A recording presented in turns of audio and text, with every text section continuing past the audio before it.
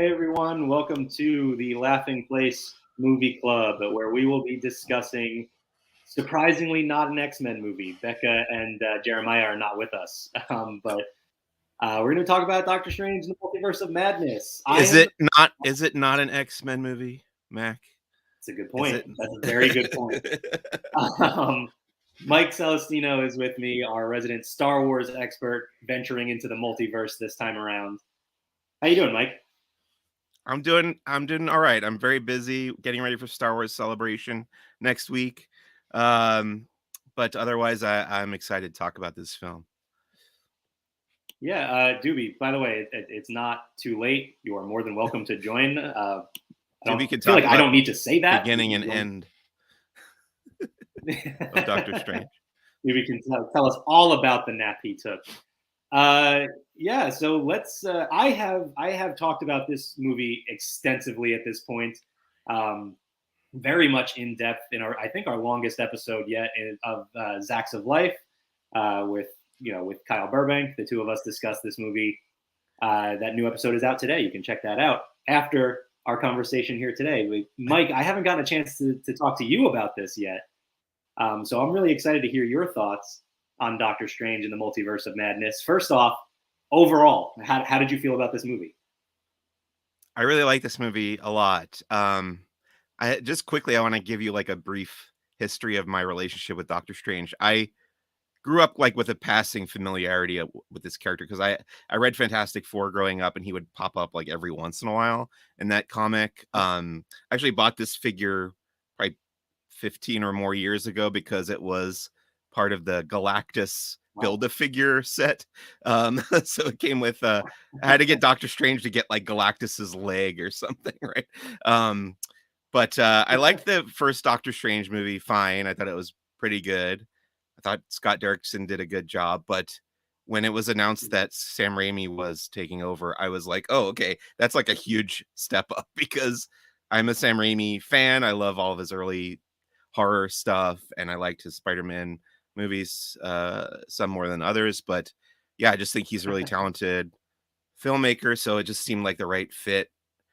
Um, and I went in thinking that he would do a great job, and he definitely did. I just think it's visually a really stunning movie. It's probably the best. I would call it the best looking Marvel movie, if not the best Wow. looking superhero movie ever. Maybe there's just so many cool shots in this movie and neat things that he did with the camera and the lighting and stuff. Um, so there's that. I also like. I mean, my wife saw it after I did, and she kind of hit the nail on the head when she said that she liked it because it was so surprising, and I think that's really why I liked it as much as I did too, because it really caught me off guard with a few things. I just really liked that I didn't really know where it was going in the big picture. And you said something that was pretty astute, this observation that you made where you said that they kind of revealed some things to hide other things, and I think that's probably very true. Like, they made a big deal about, oh, okay, you're going to get some cameos in this film, you're going to see Professor X. They basically told us that in the Right. trailer. Okay, so but they didn't tell us certain, like, they kept other things like very well hidden. I thought, like, kind of some of the bigger plot elements they kept hidden, and I really liked that about it. And I feel like I always tend to enjoy this kind of thing more if it catches me off guard, or if I don't Yeah. quite know where it's going, and it surprises me in that way. So I did like this movie quite a bit. Yeah, this movie definitely surprised me too, and we've had conversations just between the two of us about how the nature of our jobs, and we hear all these little details and everything, and almost nothing can be kept secret from us. And this movie still managed to keep secrets, and that was really impressive to me. So yeah, and in going back to what you were saying, like the trailers that they released, I mean, one of them was called Illuminati. Like they told us straight up that Yeah. The Illuminati was going to be in this movie. So they really gave away some things, I think, sort of conceding that to hide some other things because, and I mean, we're going to jump around a little bit here. And by the way, probably should have mentioned this at the top. Full spoiler discussion here. If you haven't Yeah. seen the movie yet, It's first off, been what, a week and a half? yeah, you should have seen this movie by now. But yeah, so we're gonna get into every detail of this. Um, and like I was saying, the fact that they managed to hide things like Charlize Theron, not at all on my radar. Joining the MCU as Clea, that was not something I saw even rumored once. So that was a really exciting surprise. Yeah, definitely a surprise for me too. Didn't know anything about the post-credits stuff. But the big thing for me, like I remember when this movie was first like in development, I remember hearing, or maybe it was like when WandaVision was coming out, Mhm. I remember hearing that it was going to tie into Doctor Strange too. And then I think I remember hearing back then something about Wanda being the villain in Doctor Strange 2. I don't know where that came from, but I kind of forgotten about it. Because when I saw the trailers, they show her going to her for help. They show Doctor Strange going to Wanda for help. Mhm. Um, in the trailers, and in my head it was like, okay, they're gonna team up, and maybe there'll be some conflict there, but there's gonna be some other enemy that they have to team up against. But the fact that Wanda really was the main villain of this movie surprised me, that they would commit to that, because it's such a Wanda's such a popular character. The fact that she really turned completely evil. And yeah, she does have this little bit of kind of self-realization at the end where she Yeah. gets redeemed and kind of ends it herself. And we do have the alternate universe kind of version of Wanda that's still out there, obviously. But the fact that they committed to that and made this the Wanda that we knew and loved for those movies is dead, and she was the villain of this film. So Right. I really like that about it.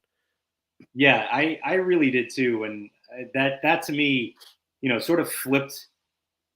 I don't think it was like you said, we kind of had an idea a while back that she might be the villain, but I never thought really she would be the big bad. I thought there would be somebody else pulling the strings or something. I mean, I guess the Darkhold kind of was, but I don't think the book is the villain of this movie. She, yeah, she stepped up in that role, and this movie was really surprising in that way. And what I wanted to ask you is, was this movie different enough? Did it feel like something completely different from what the MCU has given us, or did it feel like more of the same? Oh, it definitely felt different to me, and that's one of the biggest things that I liked about it. Just the tone of it was darker, obviously. Mhm. Some of the violence, I know people have complained about the violence in this film, but I think it was like pitch perfect for what they were going for, and it had that very Sam Raimi feel. And the fact that they traveled to this alternate universe where they could kind of have fun with killing Yeah, some of these very well-known superhero characters in very inventive ways. That I mean, those moments are some of the most memorable coming out of this movie to me. Just like Mr. Fantastic's death and Black Bolt and Professor X and stuff. Like, boy, I never thought I would see that kind of stuff in live action. So yeah, definitely very, very, and the fact that the climax of this movie is a zombie Doctor Strange, like you really, he's zombie Doctor Strange gets more screen time in the climax than regular Doctor Strange, which is great. And his jaw is like falling off and stuff, like so weird and wonderful. So yeah, totally into it. so I take it then that you enjoyed the horror elements of this movie, Yes. being that you're a Sam Raimi fan, and Yeah, I want to see Marvel take more chances like that, and I think yeah, this is proof that it pays off. yeah, they definitely swung for the fences on this one, and I think they knocked it out of the park. I think I likened this on the podcast to Marvel's The Last Jedi. I think this is going to be a very divisive movie as far as the MCU is concerned. Obviously, not on the same scale because Star Wars fans get a little bit crazy about about that. But uh, I think this is more so than any other MCU movie to this point going to be divisive. Ah, Ah, I'm dark. There. I do think it is divisive already. It probably will be continue to be divisive. I don't know if it does it deserve it. I guess so, for taking chances and not playing it safe. Yeah.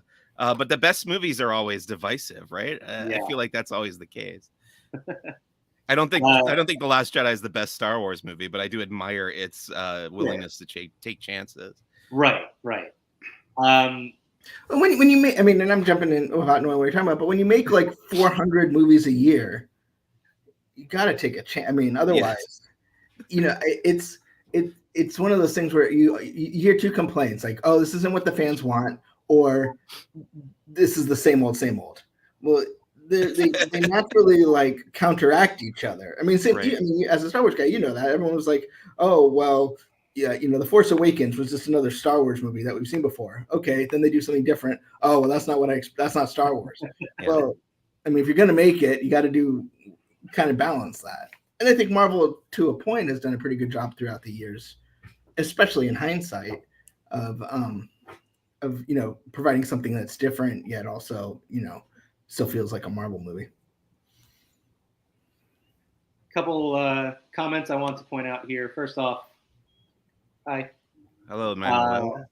And then Justin points out, I love how Wanda dominates the movie. The name should be Wanda through the Multiverse of Madness. Yeah, that it is pretty telling that the only character we've really discussed to this point has been Wanda. I mean, she does really take over this movie. Well, and I feel like, I mean, kudos to the marketing team. I mean, this is not the first time Marvel has just done that to us, where it's like they don't tell us what the movie's really going to be. So it's like you almost want to experience the marketing because part of the fun is being messed with through the marketing. But and then a couple other here. Doobie says the horror elements were great. Again, Doobie, you can jump on here and share your thoughts on the movie. But then also he says the criticism he's been seeing is that it's more of the same, and asks, are people saying it's taken too many chances? Yeah, I think the complaints that I've seen about this movie have been sort of the quirkiness of Sam Raimi and it being, horror. And like you said, the people were complaining about the violence of the movie. So I think it's more of the complaints have been that it's been so different. Well, do you think part of the complaints is that a lot of people who maybe saw this only experience with Sam Raimi was Spider-Man? Like, I'd say that's really known as like a horror. I mean, this was like if Spider-Man and his horror films had a baby. Yes. Yeah. Good point. And so, but they think, oh, it's going to be like, I mean, you don't get more light and fluffy than like Spider-Man 1. I mean, it's pretty like bright and colorful, Dick Tracy-ish, Yeah. I mean, it has its Uncle Ben moments, but yeah. Yeah, but it's definitely like, I'm having just rewatched it, it's definitely like, it's not scary in really any moment. Right.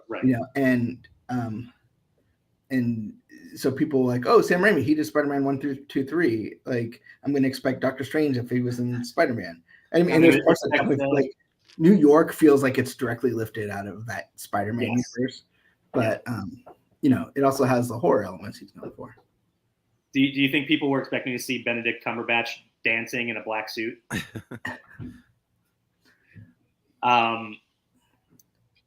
So, like I said, we've only really talked about Wanda to this point. This is Doctor Strange in the Multiverse of Madness.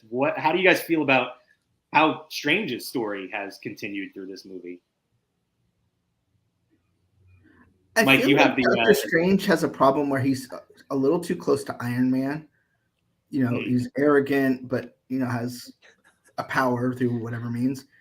And I feel like this time did a good job of like really kind of keeping that, but at the same time making his path different, where it's not so much, you get kind of, he never kind of excuses the arrogance in this. He just kind of accepts it and tries to move beyond it, as opposed to like Tony, who's still kind of arrogant, like, except he's arrogant for good.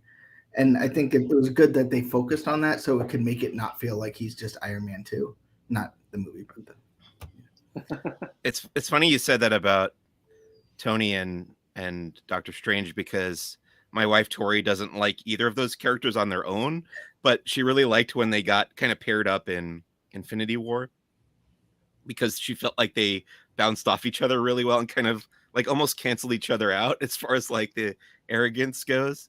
But yeah, it is interesting to see how those two characters have had different like character arcs. There's Doobie. But yeah, I liked playing with the idea of regret in the Doctor Strange character, and the idea of changing one's past, and how Steven and Wanda approached that idea differently. I think that was an interesting contrast. Hi, Doobie. And I think Rachel McAdams in this movie really plays an important, like, probably is the most important girlfriend or boyfriend, you know, in the Marvel universe, where she really, by making him have to move on, like, it forces him to enter this next chapter in his life. And you know, Mac and I recently read the Death of Doctor Strange book, which seems like it was meant to come out after this movie in hindsight, but you know, it allows that part of the real Steve Ditko craziness to come in, because he's gonna lose his anchor.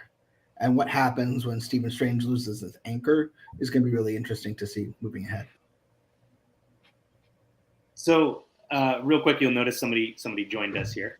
Doobie, you are a unique perspective here on this panel, because you are not all in on the MCU necessarily. You're kind of, you know, in and out on the MCU. What were your thoughts on this movie?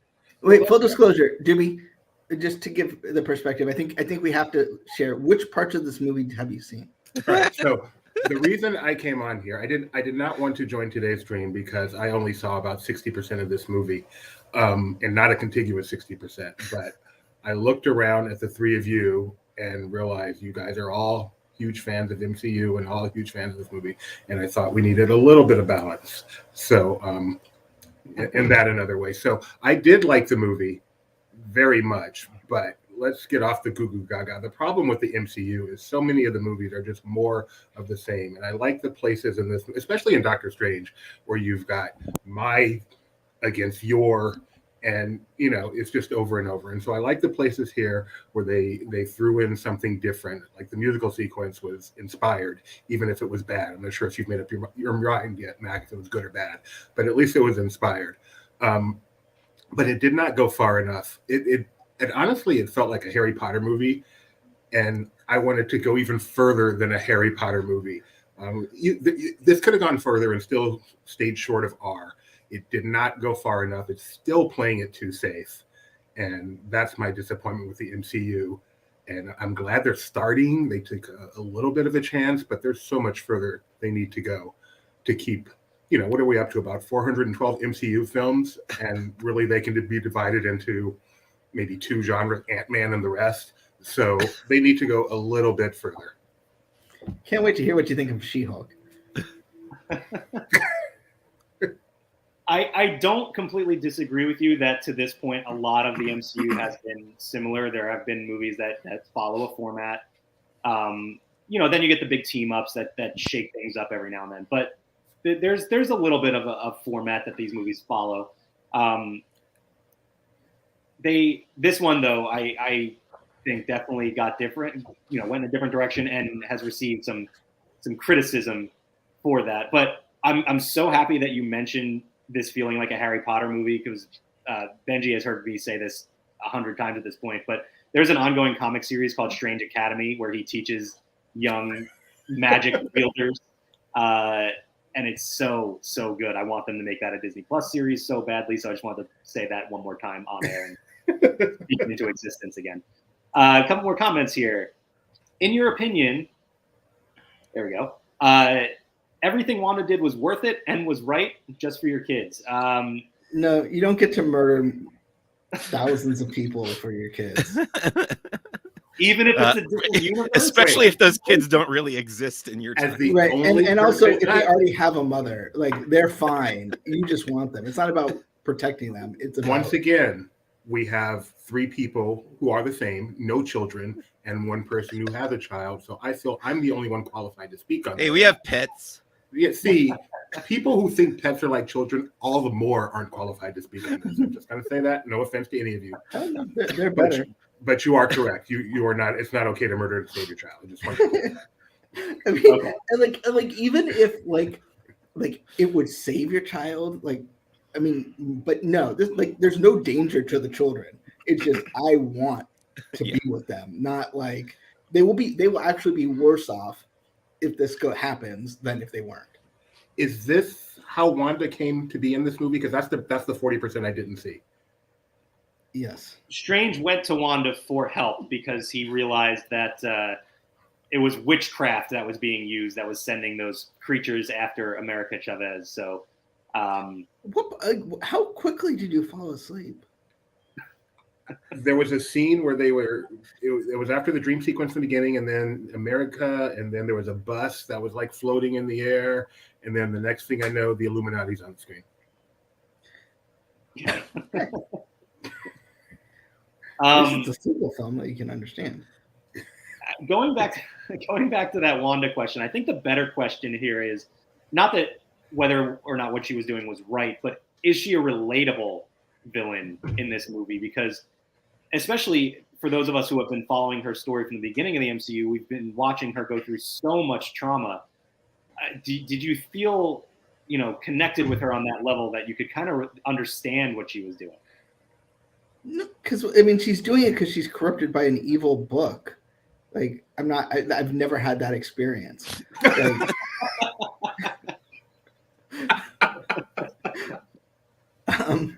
so because the thing is, it's pretty clear in here she's wrong, right? There's no question. It's not like a different point of view.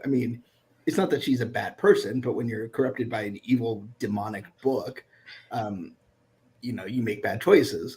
But they're not. It's not real. I don't think many of us view ourselves as having been corrupted by evil influences. Even when we make bad choices, usually we think it's because we meant well or we got bad advice or something, not like became evil. On that note, real quick, I would like to direct people to my review of the documentary series The Deep End, just somewhat related to what you just said. But Mike, what did you think about Wanda here? Well, Was she relatable?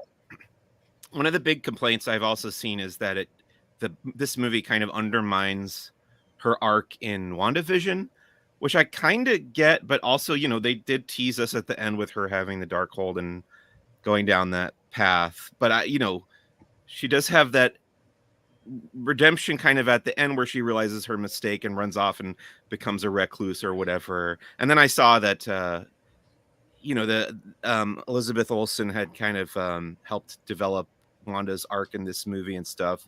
But yeah, I don't find her that relatable, but I do see her as more of like a warning, like a morality play kind of like, this is not how you react to loss, or trauma in your life, is not to lash out at other people or to attempt to control other people to get back what you had or what you want or anything. Like, there are better ways to deal with that kind of thing. I also don't think this is the end of Wanda's story. I think, especially, I think if you're going to bring mutants in, and you have Billy and Tommy, this isn't this. Who knows what will happen, but I don't think this was intended to be, here's her arc, it ends with her crumbling down the whatever, temple or whatever. I think there's another part. And I think, it would be weird if WandaVision ended with her in the Darkhold and then that was it. That was the end. Like, we've seen the power of corruption that has had, through Agatha Harkness. So, sorry, go ahead. So I think it's I feel what you're missing here is the corruption, but I think they sacrifice that in order to have the reveal, but it logically flows. Even if it's heartbreaking. That's what makes it heartbreaking, is you cared about Wanda in WandaVision deeply, and then to see someone be influenced by evil is, breaks your heart. Have we seen, or have they told us where she got the Darkhold from? That was at the end of WandaVision, yeah. But didn't she where did she get it? I don't remember. Sorry, I only saw that one. Agatha Harkness brought it into the fight that they had in the finale. Okay, that's right. Took it from there, and we saw her using it in the post-credit scene of WandaVision. I remember her. I remember her having it and like levitating, but I didn't remember where she got it from. Right. Doobie, there's a question in the chat that you should get to, but before that, almost all our talk today has been about Wanda. Does it say anything at all that this movie called Doctor Strange 2 has no one talking about Doctor Strange? Where were you? It's funny. That's what I said like minutes before you came on. Okay, that was me trying to get on. Yeah. Sorry. Oh, I had no audio for about 1 minute. What's the question here? Did she get cosmic powers from Captain Marvel? I didn't interpret it that way, but there's no reason. Yeah, it seems possible. I mean, we saw, the way that Agatha worked was she kind of stole power, and maybe that came from the Darkhold. Maybe she did that too. But does that then stay with the 838 Wanda, or does that then go to the 616 Wanda who was dreamwalking 838? It's Can I ask another question? So if Wanda is dead, and it breaks her magic, what does this mean for Agatha? Well, I mean, we do know there's an Agatha Harkness series coming up, so that's possibly our way in there. Mike brought up a good point, though, before, too, because Benji, before we started this conversation today, I 100% thought, our Wanda is coming back. There's no way they are writing her out. She's definitely going to have more story to be told. But as Mike said earlier, we have the other Wanda, and, presumably Wandas from all across the multiverse. Do we think maybe we get a different Wanda story going forward? She's a character in the comics who is constantly having her mind wiped and, starting fresh. So maybe that's an avenue they go in the MCU. I am going to say that that's what's going to happen. I'm going to predict that our Wanda that we've been following is dead, and I don't think she'll come back. I like how you say that like Olaf in That's weird. I mean, just to kill off, they build this character that everyone loves. She's so popular. Mm-hmm. And then kill off that version of her, but still bring her back seems quite strange. I also want you to talk about Fun Times with Fifi because, we're far too positive on this show. So, the comment. Okay. The comment, sorry. There's no character named Fifi in this movie. Okay. I have something I'd like to discuss when we have a moment. Yeah, go ahead, Mike, while I sort of prep this comment here. I think it's pretty amazing that the internet and social media basically materialized John Krasinski as Mr. Fantastic. And do we think that he is going to be playing that role going forward? I had that question also with the news that John Watts is leaving the film. Made me wonder if he was going to direct it as well, based off his success. Yes, I think you'll recall when John Watts left Fantastic Four, I posed the question in our Slack, who do you think should direct? And I said John Krasinski should direct because he has proven to be a skilled filmmaker on his own in his own right. Yes, and the internet was taking him apart over the weekend for some reason. They build you up, they knock you down. But he was trending on Twitter for being terrible in that movie over the weekend. For being terrible in Doctor Strange? Yeah. For being a terrible whatever that character is. Oh, I thought he was perfect. I think so many people did, but then like I said, they build you up and they tear you down. I will say I spent 2 hours yesterday reading about how excited the internet is that Hayden Christensen's finally getting the respect he deserves as Anakin Skywalker. So. All you have to do is make something awful and then wait 20 years and everyone will love it. A Bug's Land, exactly. A Bug's Land proved that for all time.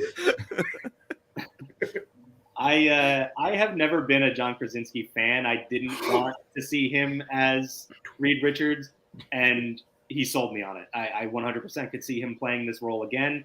Could absolutely see him directing Fantastic Four. I'm on board. I, for a minute, thought that maybe 838, mm-hmm.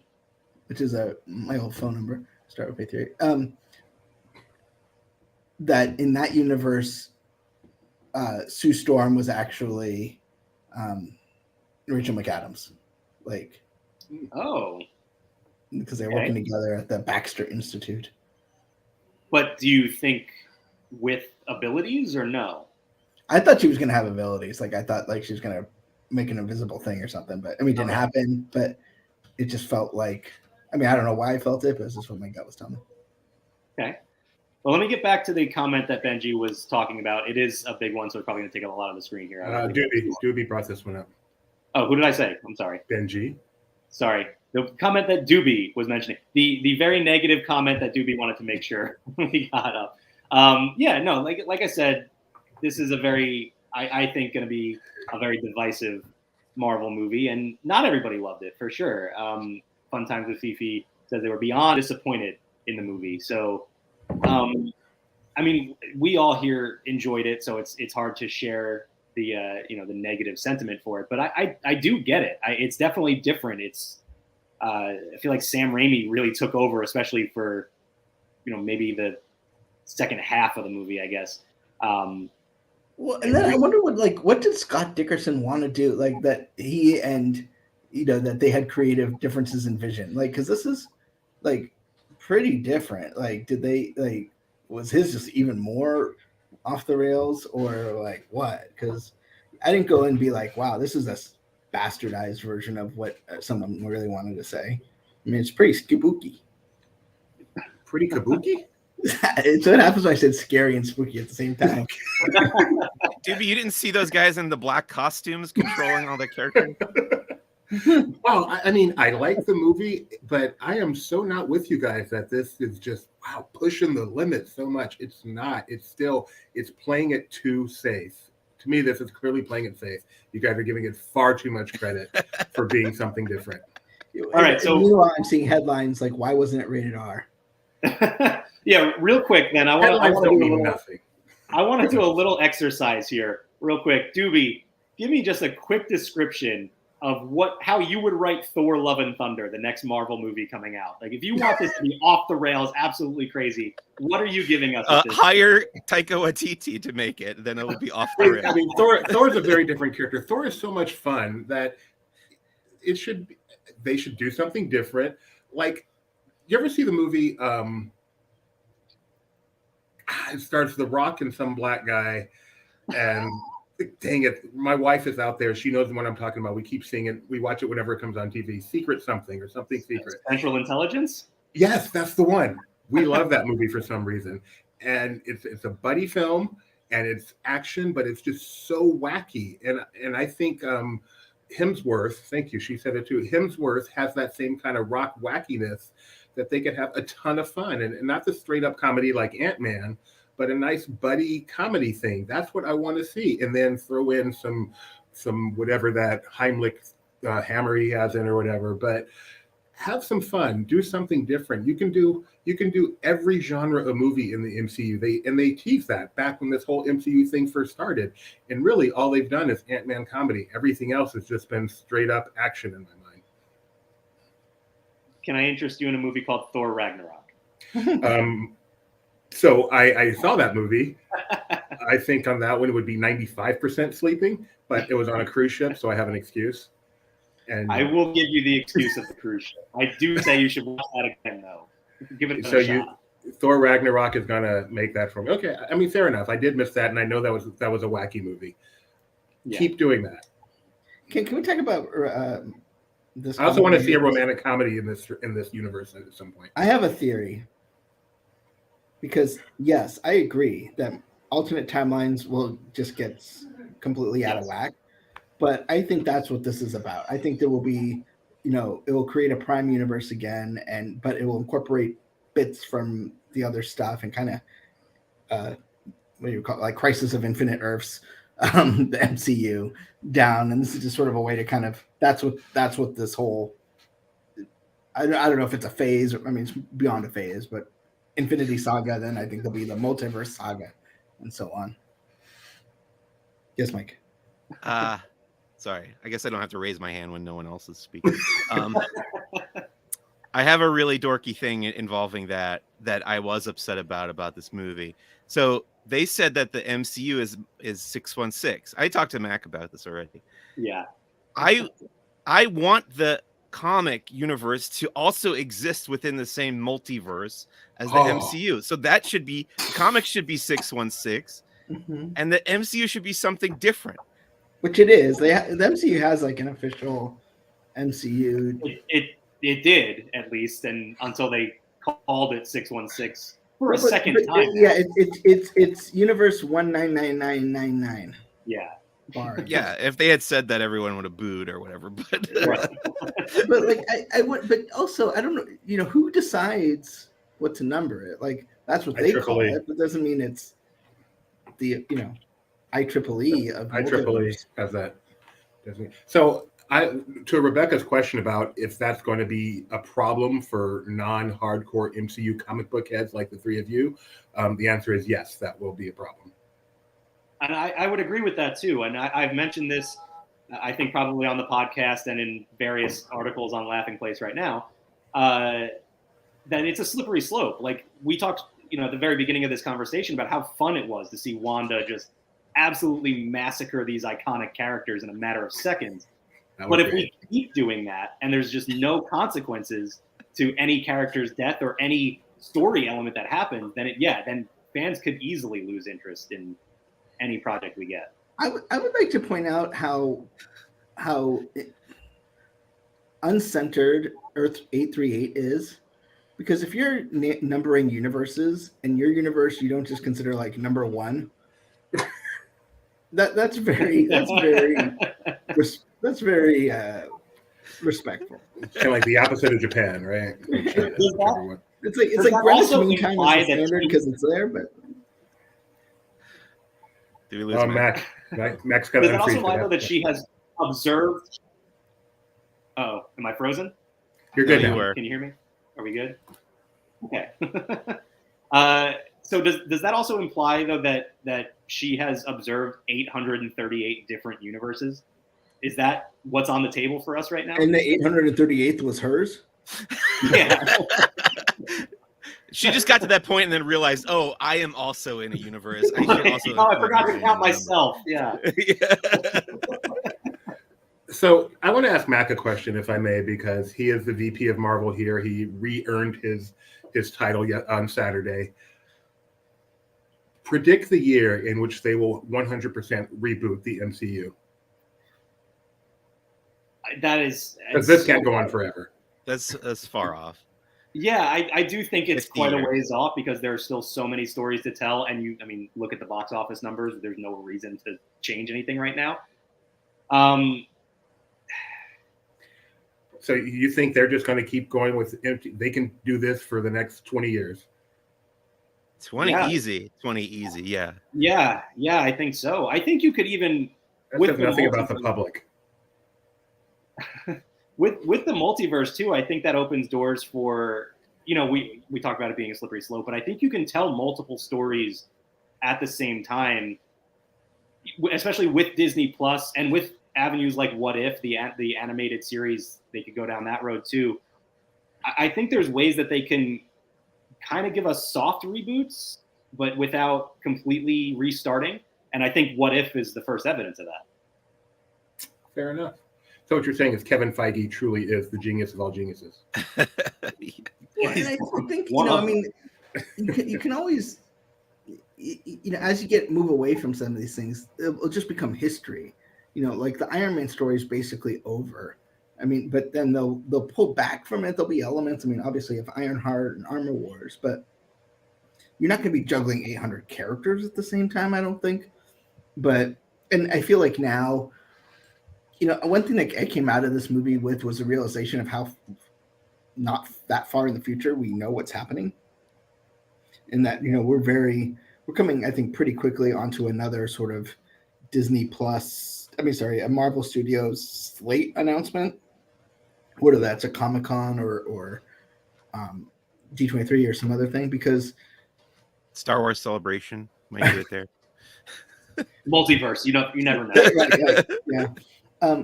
Because I think part of the challenge people have now is they don't really know where it's headed. I think when we knew Infinity War was coming, even when it was Infinity War Part 1 and Part 2, it kind of knew where it gave us a little bit of an idea of where we're going.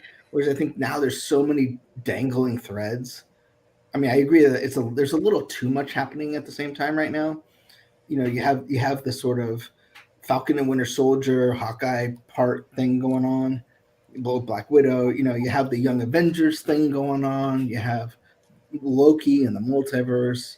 You have Kang. Like there's a lot, and at some point we need to kind of get everything, and not even everything, but we need to kind of see where all these dangling threads will next be seen. Mhm. You know, it used to be they would say, okay, you know, you will next see Iron Man in the Avengers. You will see Iron Man in Iron Man 3. You will see, you know, like we knew where he was going to pop up. Whereas we don't know what's happening with Moon Knight. We don't know what's happening with Hawkeye. The only one we really know is Loki, and you know, the Captain Marvel's people. So I feel like we're a little bit anchorless. You know, like there's nothing really kind of giving us vision beyond that. Vision, he's got his own movie too. He will.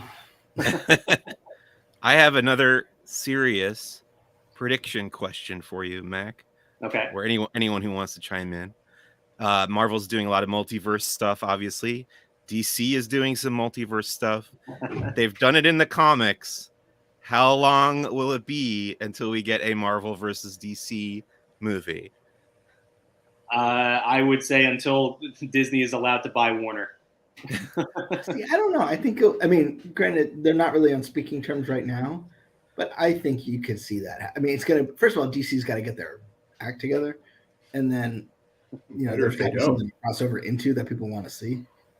I think Robert Zemeckis can pull it off. He's done it before. He can do it again.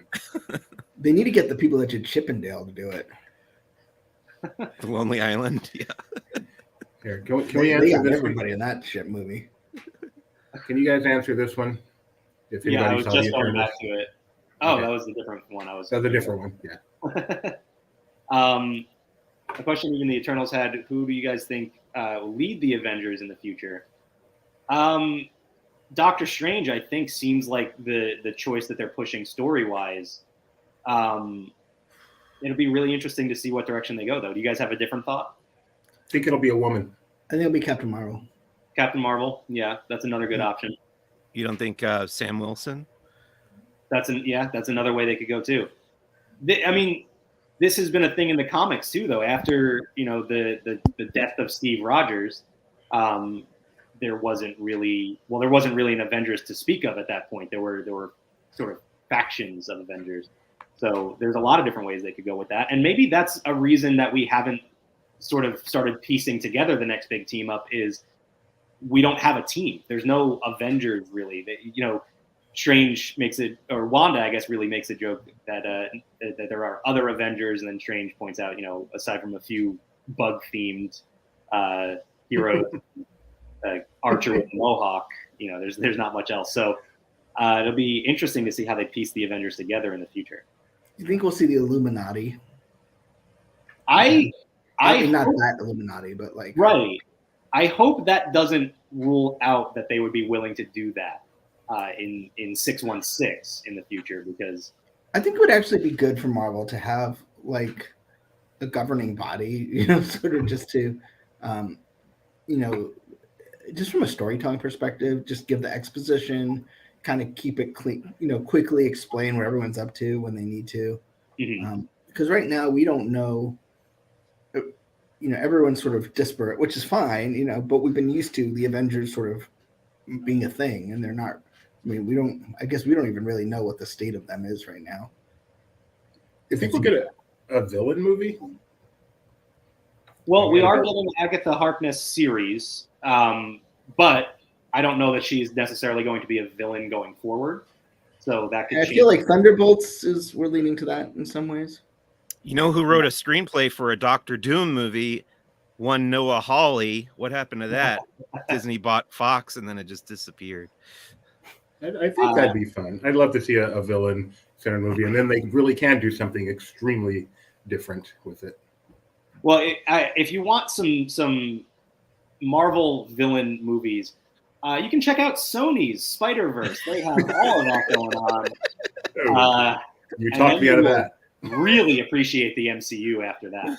I feel like whenever someone complains about where Marvel is, they should have to watch Morbius. I did want to come back to a different a comment here too. Do you think, or would it be interesting to know if 838 Wanda was aware that she would become the Scarlet Witch or not?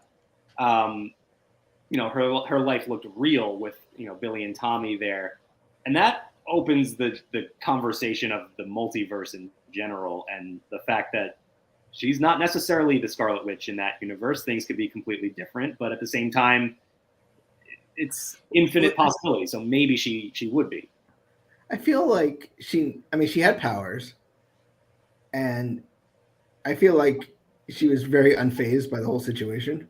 So, like, I feel like, she gives them, I just interpret it as she has this domestic life that she's choosing to live for the sake of her kids. She does have, whether Scarlet Witch, we could nomenclature, I don't know what that means, but, she knows she's a superhero, super whatever. So, it's more of what role does she play in that universe? Is she an Avenger? She might be. There's nothing that says she couldn't be. Right.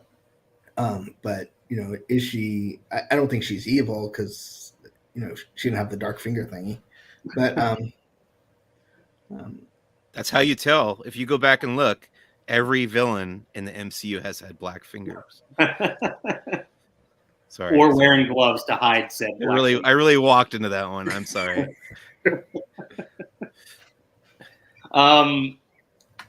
Kyle has a good point as to the future of the Avengers here. That's just check the lunchbox. That's how we'll have our answer. It does come down to merchandise. An Avengers lunchbox, like an MCU Avengers lunchbox.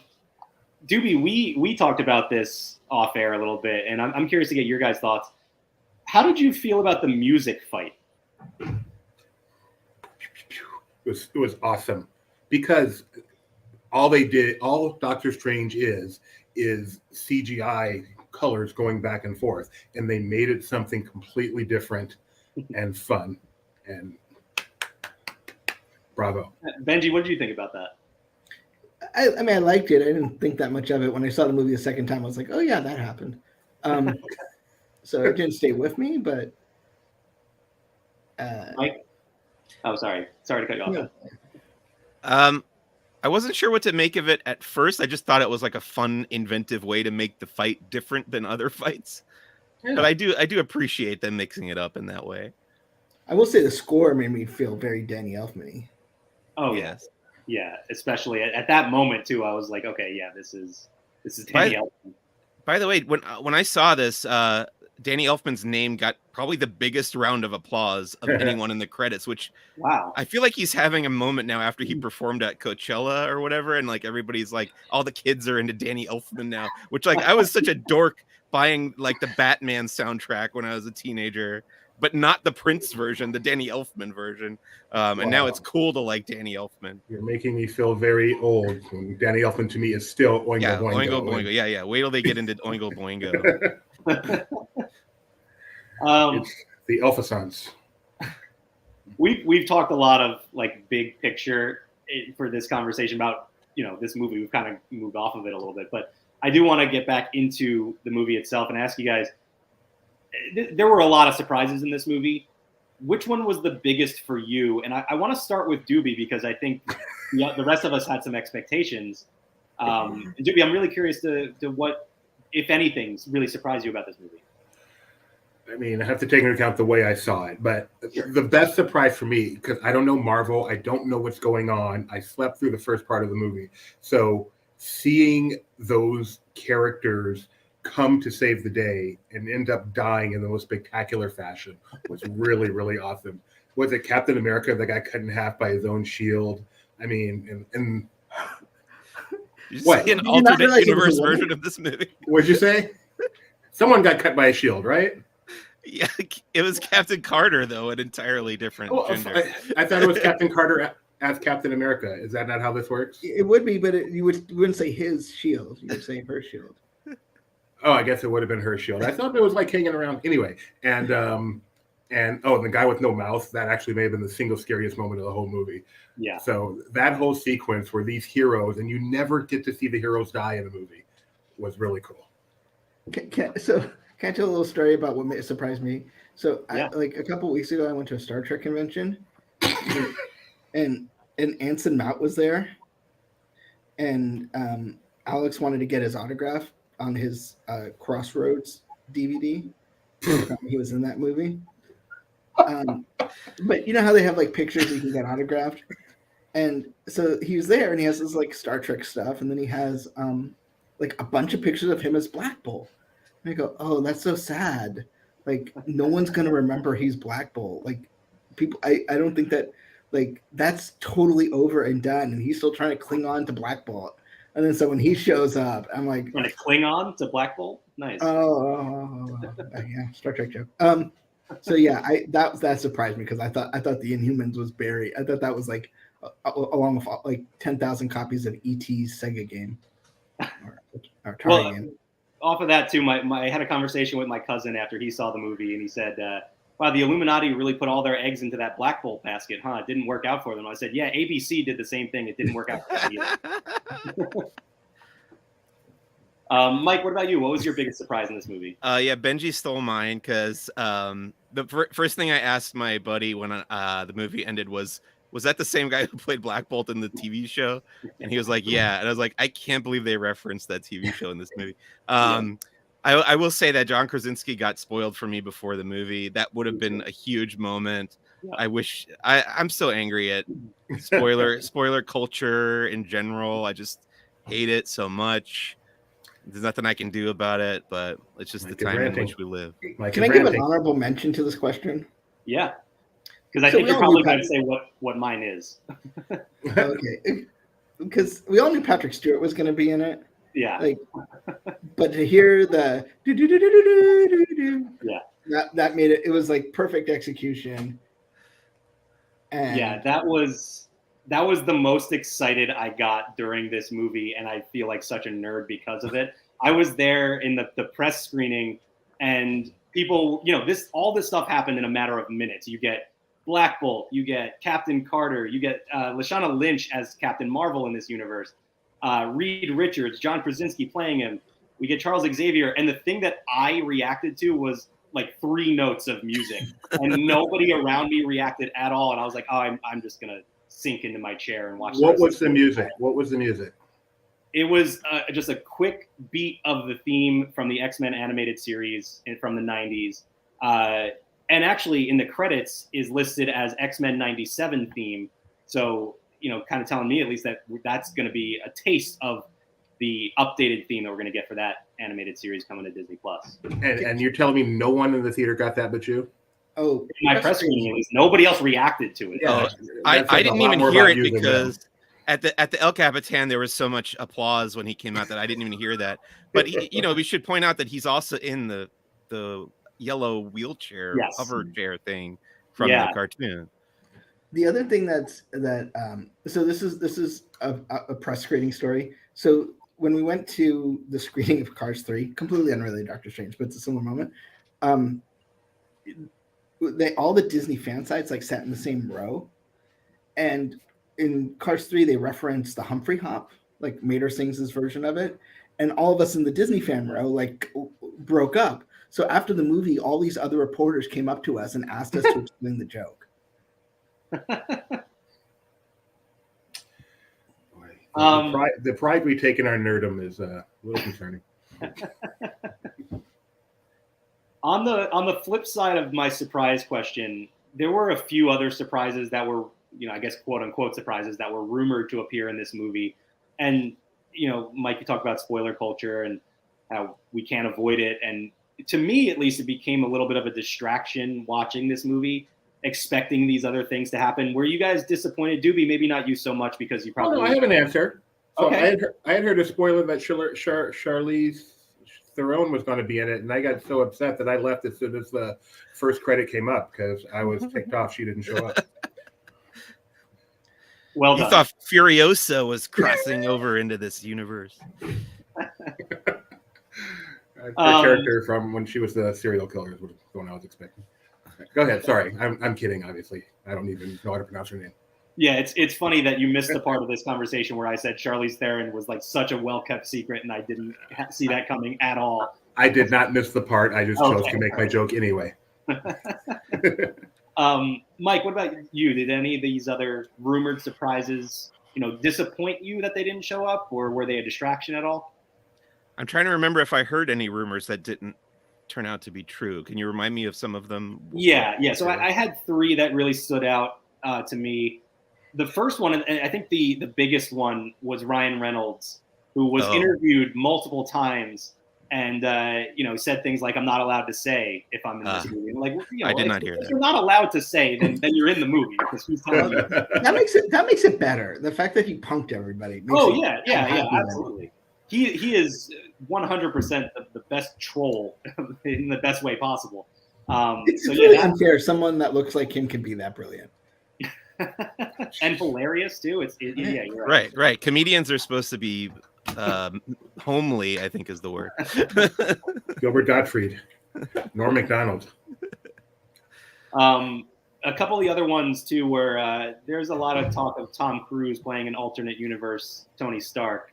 Yeah, that was a big one. And then I think a lot of people made the connection of, we just had Tobey Maguire come back. This is a Sam Raimi movie. Thought maybe he would show up again, but yeah. So none of those came true. Which universe has the Phaetons? Has the what? I had heard some rumblings that Elizabeth Olsen was going to bring her sisters into this somehow, and so that was a slight disappointment as well. Oh, that was Ashley Olsen playing her in 838. Mm-hmm. Just wanted to see how if we could get you to buy that. No, I that brings up a point that I wanted to go back to.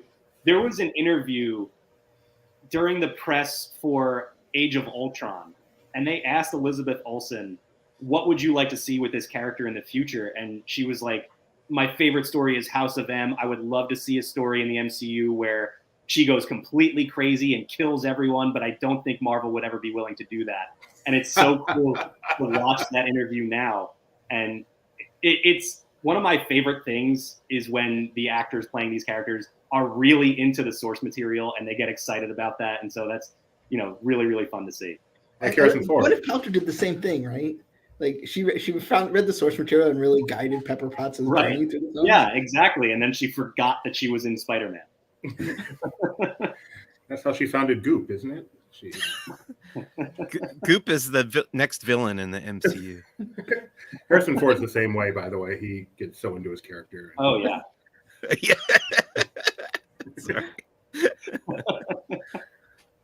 It's funny because it's like you look back and you look at those Star Wars actors, and I mean, some of them have embraced it, probably sometimes for economic reasons. Yes. And but there was no Star Wars. There was nothing like this to get excited for, like when they were cast, right? They didn't know what they were saying. But now you're reaching a point where the actors are actually fans of the source material, and you're quickly getting to the point where they might even be like, we're young fans of the MCU to begin with. that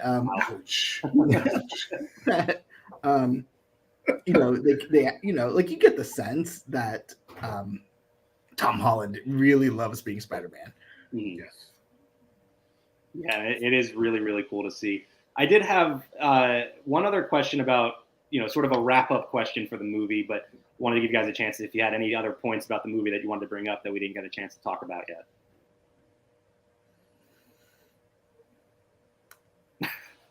What was the final post-credit scene? That would be Bruce Campbell. He finally stopped punching himself. Yeah, I don't know. I had no idea what was going on there. That's a Sam Raimi Easter egg. That's not even like exactly. Yeah, it was 100% Sam Raimi. I'm surprised he didn't have a chainsaw for a hand at some point. I mean, it got a huge laugh when I saw it. That final post credits. I would say the America's. I'm concerned about America. She's a little too powerful. Concerned about America. It's not that kind of show, Benji. I share that concern, but I think we're on a different topic. No, like when you're able to just travel through the multiverse, that's a little Wanda-ish, in terms of power level. Yeah. And I think from a plot perspective too is a little, could be a little too convenient. So, it's kind of like with time travel. If you can time travel, you can do anything. I'm a little concerned about that. I loved her character. I loved her performance. Yes, totally agree. Sochi did a great job with a character that can be a little abrasive in the comics. Yeah.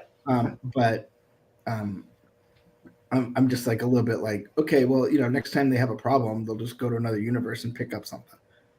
Like, sure. I'm a little worried about that.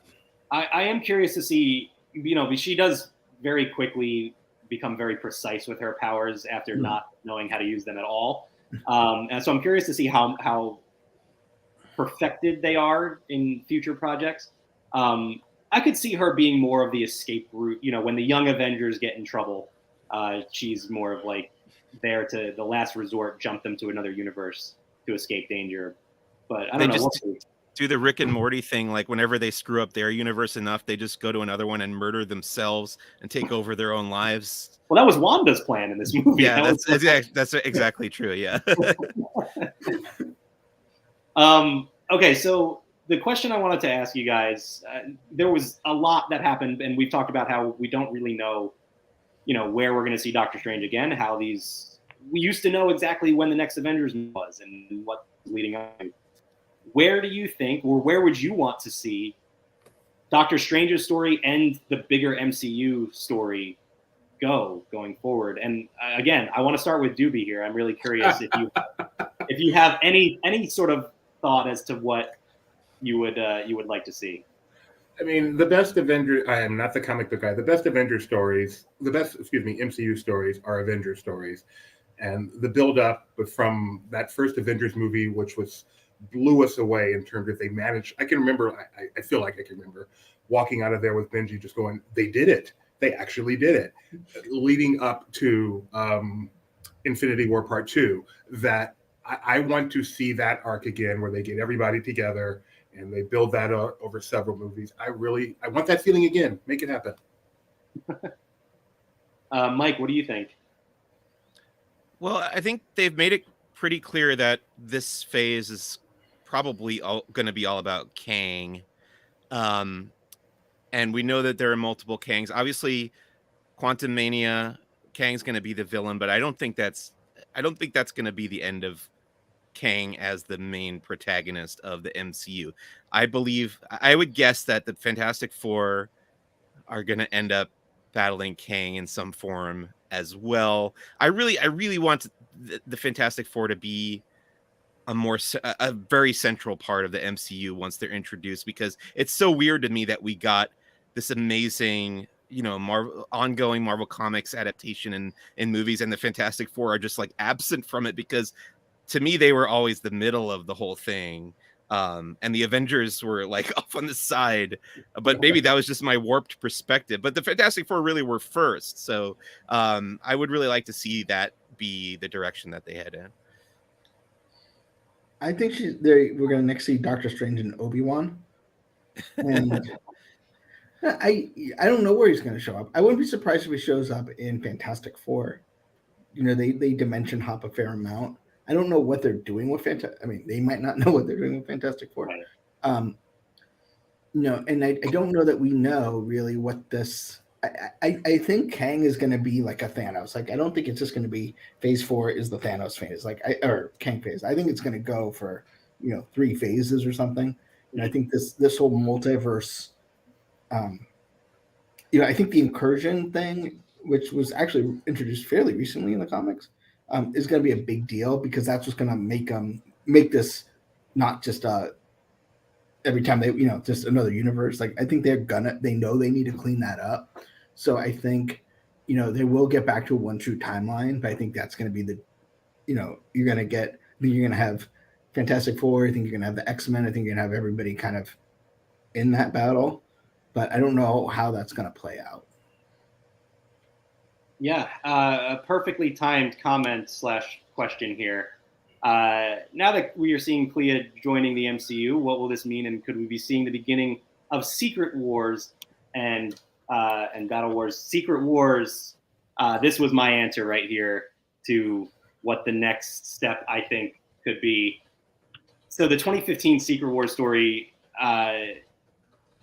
The word incursion is thrown around a lot in this movie, and that is a word that was used a lot in Secret Wars. It referred to the colliding of multiple universes that then led to Doctor Doom forging this new planet and creating it in his own image. And so we got a whole lot of characters thrown together on one planet from different universes, and it was a wild, crazy story. I could absolutely see that being the next big team-up movie, and sort of like Benji said, and Mike, you alluded to it as well, that Kang would be more of an overarching, the Thanos of 3 phases, as opposed to, well, I guess Thanos was technically the villain indirectly of Avengers 1, but Doctor Doom would more or less be the Loki of this phase, I think, if they decided to go with Secret Wars. So that's my thought and my hope, because it's a fantastic comic series. Because we don't, outside of She-Hulk and Loki season 2, are we aware of any other Disney Plus shows? Officially? Yeah, I mean, well, season 2 of What If? We Secret have Invasion. Oh, you know what we do? There's a lot Secret more. Invasion. There's Secret War. There's Secret Invasion. Mm-hmm. There's Ironheart. Yeah, okay, I'm missing. And Echo, yeah. Yeah. Also, And what Echo. what I was referring to was the Halloween special that is going to be coming up. Oh, the werewolf. Yeah. So directed by Michael Giacchino.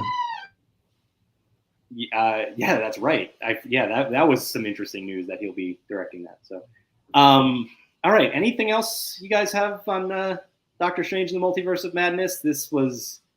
We kind of jumped out into the multiverse in the conversation here, but yeah, really awesome movie in my opinion. I like when I walk out of any movie and I'm more excited for that franchise's future, and I feel like that's how I felt after Doctor Strange 2. Is that how you felt after Morbius? I have not seen Morbius. Keep it that way. Did we just give up on us? I think he got a visitor in his office. A visitor from another universe, perhaps. Ben, what about you? Any other closing thoughts on this movie? Having seen it twice and having enjoyed a good run of Marvel in the last year or so, I just hope that before I die, this will all play out. I have this unnatural fear, maybe it's a natural fear, that I'm gonna be on my deathbed wondering what happens to MCU. No, I know this fear all too well. I remember when going back to the TV show Lost that we talk about often on this channel. When that was on, I would be afraid that I would die before Lost would end, because I was so anxious to get to the end of that series. But I had this whole plan with Star Wars. Because we're not that we could get in touch with Kevin Feige if we had to, and I'm just come to my hospital bed, tell me what you're doing. It doesn't need to even be real. Just let me think he can real. pull the plug after he's done, so he knows it's not gonna information's not gonna get out. Yeah, and just so I can be content and be okay, that's the grand plan. I mean, and this, I have this whole plan, even knowing that Kevin's is older than me by not an insignificant amount, but I also know that I will die young. But wow, this took a dark turn. Just like the MCU. Real quick for my Sunny Saga. Yes, the 2015 Secret Wars, not the one from the 80s that was written just to sell toys. Yeah, and also when you read the 2015, know that you don't need to understand anything, because I'm pretty sure Jonathan Hickman didn't understand everything. Yes, right. And so just go with it. Don't overthink it. Yeah, it was sort of like a fever dream of a comic event. Right. It was just none of the previous context mattered. It's all happening on this new world, and then it's sort of a refresh from there. So you don't have to understand all of the context to it. All right. Well, I can't believe I spent another hour talking about this movie and could still do it for several more hours. Again, new episode of Zacks of Life is out right now, where Kyle and I discuss this movie very much in depth. So you can listen to more conversation about Doctor Strange and the Multiverse of Madness. Sorry, Ben, go ahead. So you're done. You got the rest of the month off. It's all about Star Wars now. I was gonna say, do you need to pass the stress totem to Mike? Oh yes, 100%. I mentioned this on Marvel Time yesterday. You listed a whole bunch of content coming out, and I was like, could you see the weight lift off of my shoulders and get dispersed mostly on Mike, but also on some of the rest of the team as well. But it's also not that long of a break because we're going to have assembled the making of Moon Knight, and Ms. Marvel is right around the corner. So not too long of a break. Yeah, and on the comic side, there's a lot of interesting stuff happening too. Yes. So. Oh yeah. That's really what's this year's big event? Judgment Day, Avengers versus X-Men versus Eternals. Yeah, Avengers, X-Men, Eternals, which took me forever to realize why they were calling it Axe. But yeah, I finally put that together. Because you won't believe Bruce Banner's body spray. Mike, speaking of, we have a lot of Star Wars stuff coming up. You want to give a quick plug for? I know you have an exciting thing coming up. Yeah, Friday morning. If you've watched my video series about my character Lodico Fendon and his journey aboard the Halcyon Galactic Star Cruiser, the finale episode is coming up on Friday. I put a lot of work into this one. Probably the single individual thing that I've devoted the most time to, maybe in my entire time at Laughing Place. So check that out Friday morning. Then the following week is Star Wars Celebration, so it's going to be total insanity. And Obi-Wan Kenobi, 2 episodes of that. There's going to be a ton of news, ton of fun, ton of cosplay, ton of excitement. Another Disneyland After Dark Star Wars night, parties, celebrities. What else? Swimming pools, movie stars, Texas tea, Black Gold. Is that what it is? Yeah. And I like how, because I'm sure they're saving it for Star Wars Celebration, but it's like we don't know what's happening after Obi-Wan, but we know there's a lot coming this year. We got Bad Batch, we've got Ahsoka, we've got Mandalorian. Well, Ahsoka's next year, but okay. Yeah. Right. Well, okay. What else we got this year? Oh, Cassian Andor, or just Andor, yeah. Oh, yeah. Wow, So, I forgot about that one. so and because we don't have dates, like Mike has no idea when he's going to be able to go to the bathroom for the rest of the day. That's what I've been thinking most of the stream, when I'm going to be able to go to the bathroom. All right. Well, on that note, Ben, anything else before we wrap things up? No, National Streaming Day is on Friday, so we're going to do our Chip. So get up early, watch Chip and Dale Rescue Rangers, because we're going to have a movie club on that. We're also going to have a movie club on Sneakerella, if you didn't catch that already on Disney Plus. So come and join the streaming fun, and we're going to celebrate by streaming. I am so excited for Rescue Rangers. Can't wait. I enjoyed it. It's fun. All right. It's well, a spiritual successor to Roger Rabbit. Am I allowed to say that? Yeah, you're allowed to give your social reaction. Okay. It's social. Poor Tony has been assigned to the Easter egg article for Rescue Rangers, and it's been quite the ordeal. I mean, we'll hear from Tony in early 2023. There's probably like 4 Easter eggs in every shot. I'll share one more thought from the comments. Sneakerella was great. Can't wait for Rescue Rangers. Yeah, we are excited. All right. With that, we are done here. Thank you, everyone, for joining us. And like Benji said, we'll be back with more LP Movie Club later this week. Bye, everyone.